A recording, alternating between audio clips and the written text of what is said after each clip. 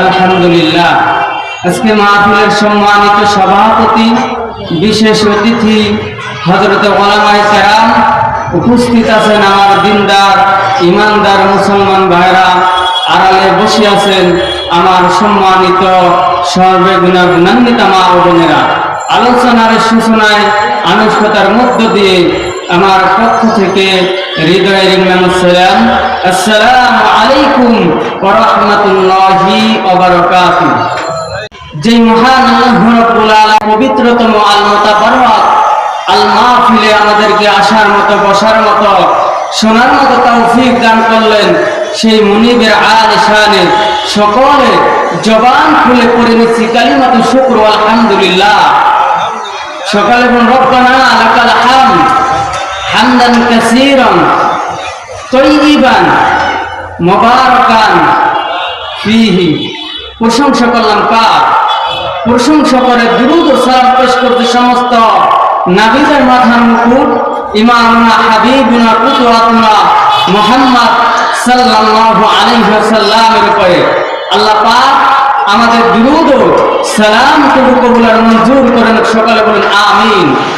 এখানে আসতে পেরে আমরা খুশি না বেজার? যিনি আমাদের দাম বাড়িয়ে দিলেন তিনি কে?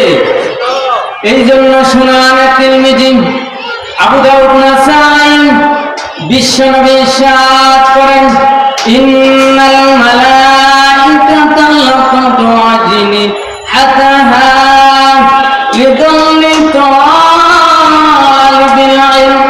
আল্লাহর কোন গুনাহগার গোলাম, গুনাহগার বান্দা যখন কোরআন শোনার জন্য, বোঝার জন্য বাড়ি থেকে বের হলো, আল্লাহ রাব্বুল আলামিন ওই সমস্ত গোলামদেরকে তালিবুল ইলমের মর্যাদা দান করে দেয়। শুধু তাই নয়, আমার বাবাজিরা, আমার বন্ধুগণ, আল্লাহ রাব্বুল আলামিন ফেরেশতাদেরকে যেতে বলেন, ও ফেরেশতারা, ওই যে আমার গুনাহগার গোলামরা, গুনাহগার বান্দারা, আমি আল্লাহ রাব্বুল আলামিনকে কোনদিন দেখে নাই, আমি আল্লাহ রাব্বুল আলামিনকে না দেখে কোরআনের দরবারে পৌঁছানো যা ছুটে এসেছে, কোরআনের রাজ কায়েম হোক আল্লাহর জমিনে। যারা যারা চায় তাদের খুশির জন্য তোমরা তোমাদের নূরানি ডানা বিছায়া দাও।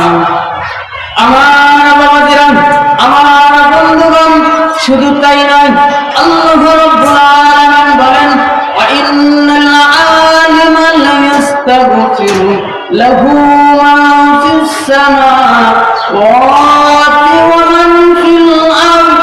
আল্লাহর আকাশে, আল্লাহর জমিনে যত পরিমাণ সৃষ্টি রয়েছে, সব সৃষ্টিগুলো আল্লাহ রাব্বুল আলামিনের কাছে ফরিয়াদ করে, মাবুদ, কোরআন তুমি তামাম জিন্দেগীর গুনাহগারগুলো মাফ করে দাও।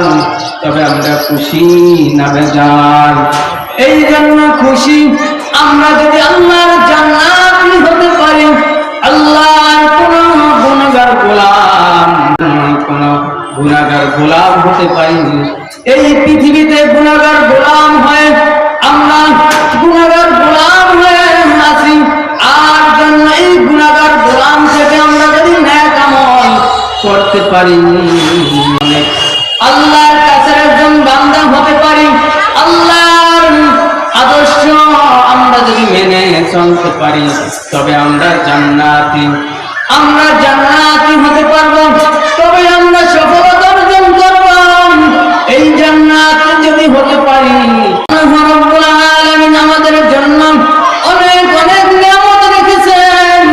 ওই জান্নাতের ভিতরে 120টি কাতার হবে, 120টি কাতারের ভিতরে 80টি কাতার নবী মুহাম্মদ সাল্লাল্লাহু আলাইহি ওয়াসাল্লামের উম্মত যাবে, আর অন্যান্য উম্মত বাকি 40টি কাতার যাবে।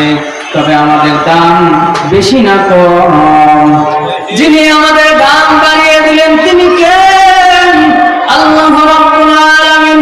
এই জন্য আল্লাহ রাব্বুল আলামিন বলেন, গোলাম তোমরা এই পৃথিবীতে এসেছো এই পৃথিবীতে এসো, তুমি কি কাজ করো, তোমার সময়টাকে তুমি কোন কাজে ব্যয় করেছো, তোমার সময়টাকে তুমি কোন কাজে ব্যয় করেছো। আল্লাহ রাব্বুল আলামিন এই জন্য কোরআনে কারীমের ভিতরে একটি সূরা আমাদেরকে হাদিয়া দিলেন, একটি সূরা নাযিল করে দিলেন।